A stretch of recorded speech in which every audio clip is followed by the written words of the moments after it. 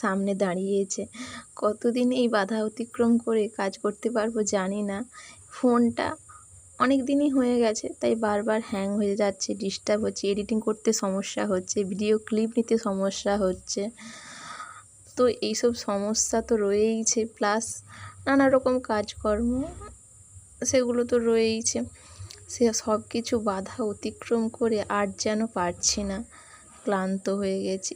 কতদিন পারবো আর জানি না এই ফেসবুকে কাজ করা। আর সফলতা হয় কোথায় যেন, সে তো মানে হিমালয় পর্বতের চূড়ায় বসে আছে। তো কথা বলতে বলতে আমি এখানে চিংড়ি মাছের মালাইকারি করছিলাম। মশলাটাকে ভালো করে কষিয়ে নিলাম। কষিয়ে এতে চার মগজ বাটা এবং কাজু বাদাম বাটা পেস্ট করে দিয়ে দিয়েছিলাম। দেওয়ার পর একটু জল দিয়ে দিয়েছিলাম। দেওয়ার পর তাতে মশলাটা ফুটে এলে তাতে চিংড়ি মাছগুলো দিয়ে দিয়েছিলাম। দিয়ে কিছুক্ষণের জন্য ফুটাতে দিয়েছিলাম। এটা রাত্রিবেলার রান্না হচ্ছিল।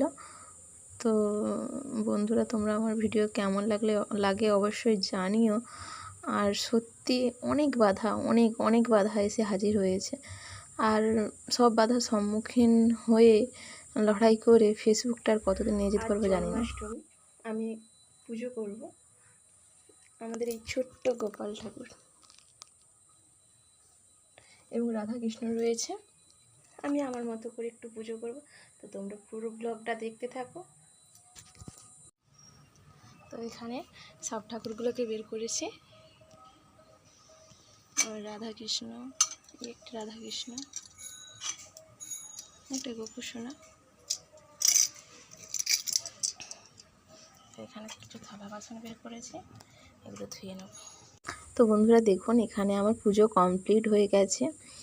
একটু রাধাকৃষ্ণ এবং গোপাল ঠাকুরকে ভোগ নিবেদন করেছি। তোমাদের দাদাভাইকে দিয়ে একটু লাড্ডু আনিয়েছিলাম, যেহেতু গোপালের প্রিয় হচ্ছে লাড্ডু। নারকেলের লাড্ডু তো বানাতে পারিনি, তাই একটু দোকান থেকেই লাড্ডুটা এনেছিলাম।